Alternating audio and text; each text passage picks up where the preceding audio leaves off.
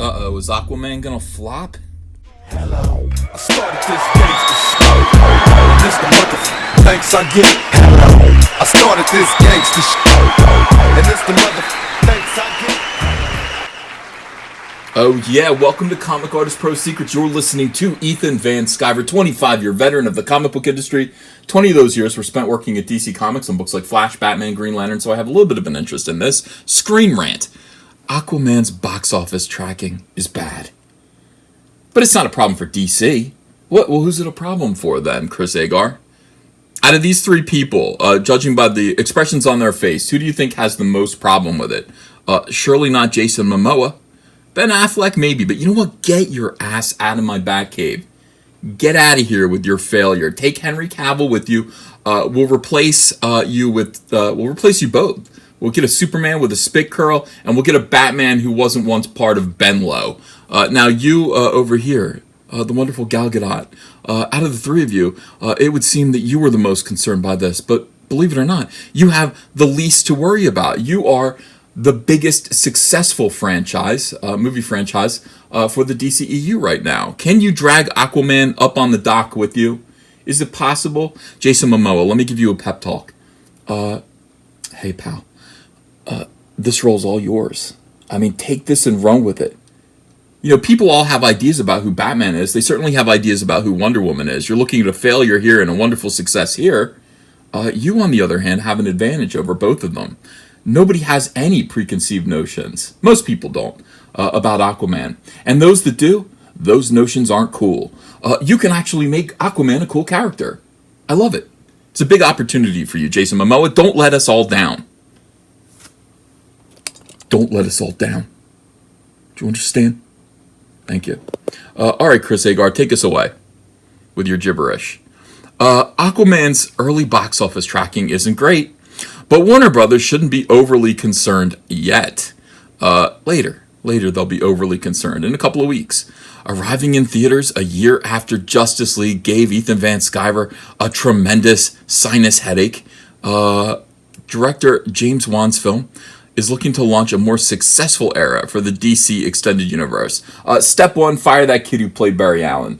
Do not make Flashpoint with him. I'm telling you right now, please listen. Please, I come to you with tears in my eyes. Do not make Flashpoint with that kid you hired for Justice League. Do not let him be the Flash ever, ever, ever again. Don't do it. Don't do it. He goes into the trebuchet. I would launch him right into the Bermuda Triangle from a trebuchet. He cannot be not my beloved Barry Allen. Get him out of here. That's just an insult. It's insult upon insult upon insult. All right, look. Back to Jason Momoa. You can do this. All right, don't get sidetracked. You can be Aquaman. I believe in you. The creative team clearly has passion for the material, evidenced by star Jason Momoa, already pitching sequel titles to studio executives. Jason Momoa, I have this to also say to you. Why are you Aquaman and not Lobo? Damn, you should have been Lobo. They could have made a Lobo movie with you.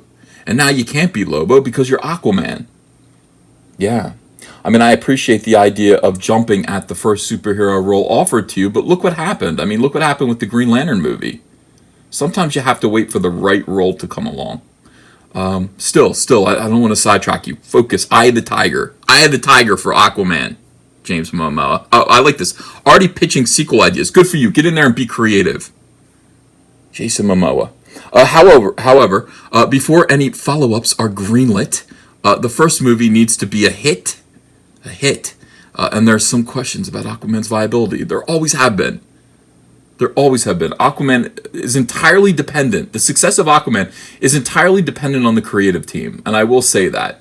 Aquaman as a character doesn't float. I hate to say it. Batman almost always works. Batman is like pizza. Even a bad pizza is still pizza and it's pretty good. Even a bad Batman story is still Batman, and Batman's really cool. So, you could just rely on buying a Batman comic. It's probably going to be pretty good.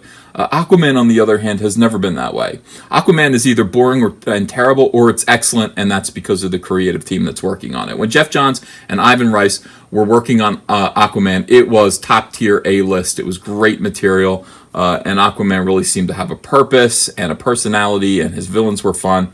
Almost nobody else has been able to accomplish that. Now, Jason Momoa might be able to inhabit this role and really make it his own. And that is the Viability. Viability is entirely dependent on Jason Momoa and his personal charm. I think the ladies like him. We'll see if he can be a superhero. Recently, by the way, and he wasn't good in the Justice League movie. That's what's disturbing about it. See, I'm a little bit edgy about that. I didn't like Aquaman in the Justice League movie. It was a little weird. But I forgive. No, I don't. I forgive, but I'll never forget.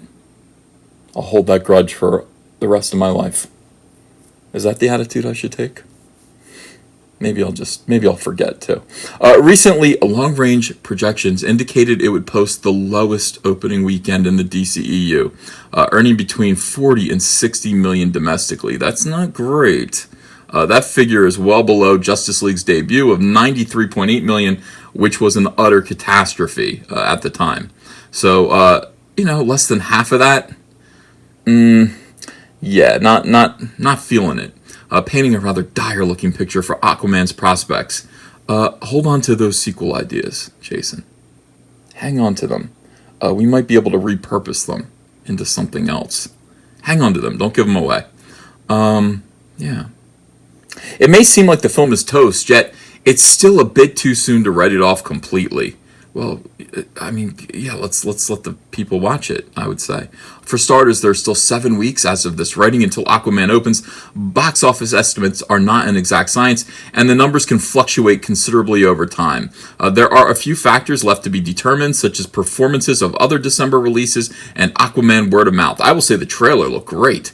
Reactions from test screenings pointed to something akin to a Marvel Phase 1 movie. But if the actual reviews are more glowing, oh boy, then Aquaman will receive a nice boost. When the movie's release date gets closer, it'll be easier to predict how things will turn out. Look at that, looks cool. That's Aquaman. I can't complain about that. I really didn't like the way he looked. Again, I emphasize, I really didn't like the way he looked in the Justice League movie.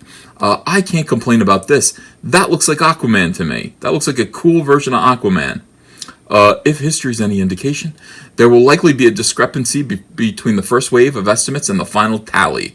Venom was long projected to break October's opening weekend record, but analysts initially had it pegged for a far more modest $60 million haul.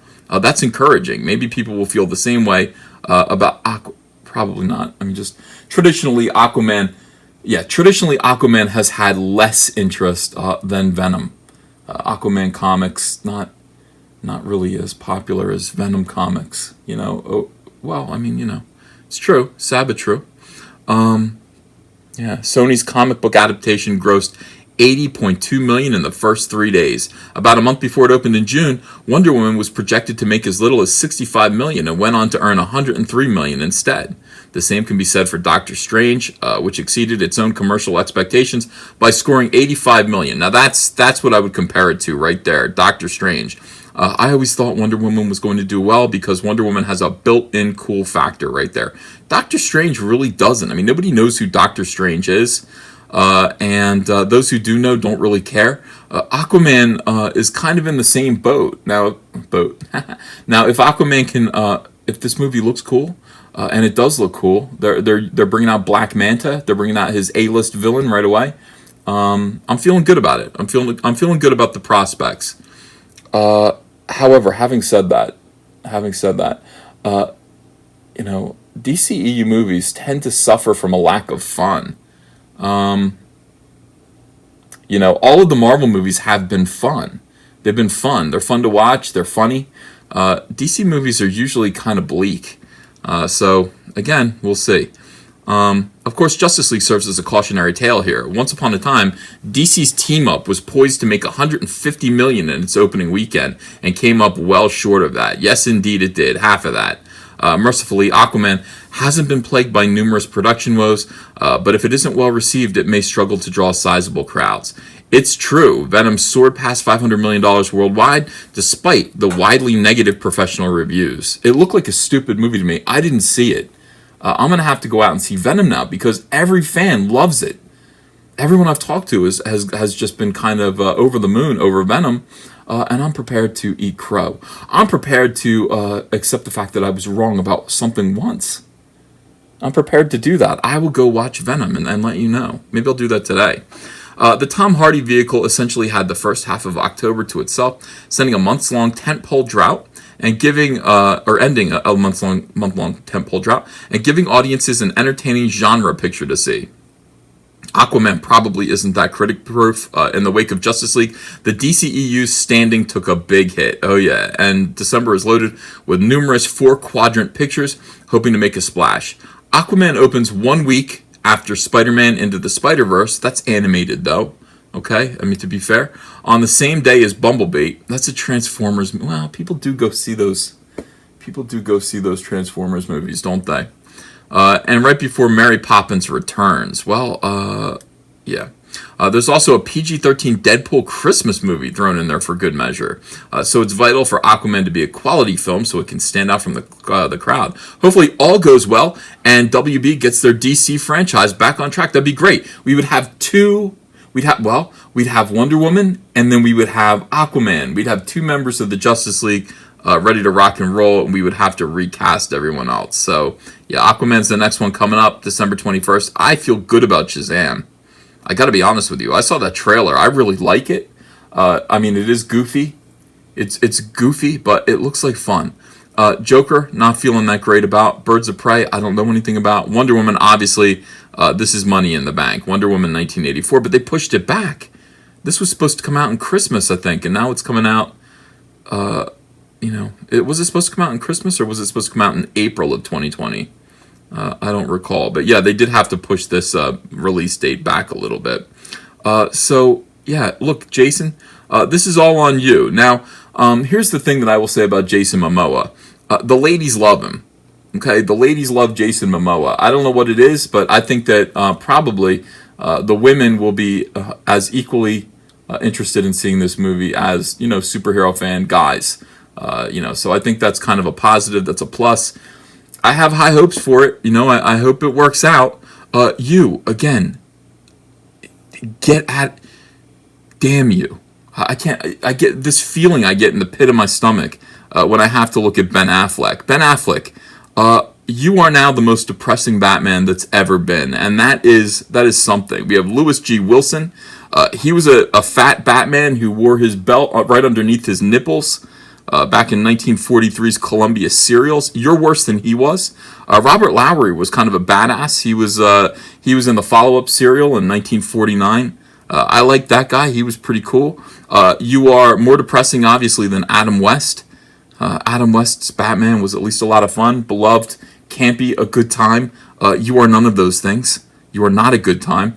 Michael Keaton, who is, I think, at this point, my favorite Batman. I don't know why. None of those movies, both of those movies that he were in, they don't really stand up anymore. I mean, you can watch them and they're a little bit silly, a little bit staged and kind of theatrical. But he is excellent as Batman. And at the time, nobody thought he could do it, Ben. They said, Michael Keaton, Mr. Mom, you're going to make him Batman? And he actually took over that role, and now most people know him as Batman. Everyone said the same thing about you, and they were kind of right. Val Kilmer, excellent Batman in a terrible movie. Remember him fondly.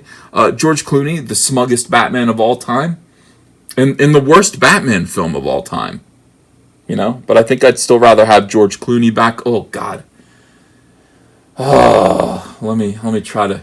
I think I'd rather have George Clooney back than another Ben Affleck Batman movie. Boy, that was hard to say. That was really tough to say. You know what? I might just be saying that out of spite, frankly. I don't know if I believe that.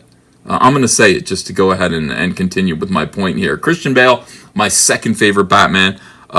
Christian Bale, to me, looked nothing like Batman. but he became a new kind of Batman. He became the James Bond Batman, and boy, do I love those movies. All three of those movies stand up.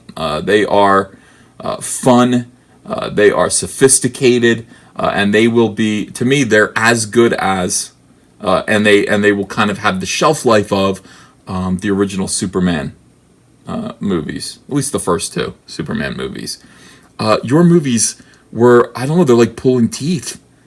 I hated everything that you were in. I don't know what it is. It just, all of the movies that you made with Zack Snyder, they just give me a pounding headache right between the eyes. And I'm glad that you are hanging up the cape and exiting. Get out of my car, get out of my Batmobile, get the F out of here. Let's get a new Batman, one that is cool, new, wasn't part of Benlow, and start over fresh again. All right, thanks everyone. If you like this video, please like, subscribe to this channel, ring the bell for notifications, and leave a comment for me if you disagree or agree with me. Anything that I said below. And thanks very much. See you again later on today with another video. Hey, want to follow me on Twitter? Okay, cool. I'm at Ethan Van Sciver. Talk to you there. Show your friends you support independent comics while showing the world who you back in the fight against the swarm with the brand new Cyberfrog t-shirt from Crypto Fashion and Comic Artist Pro Secret. Sizes come in small to 5XL, and take your choice of colors between navy blue, white, and black. And if you haven't yet, go ahead and order the Fandom Menace, Go Get Daddy's Belt, Tico, and Soilo t-shirts as well.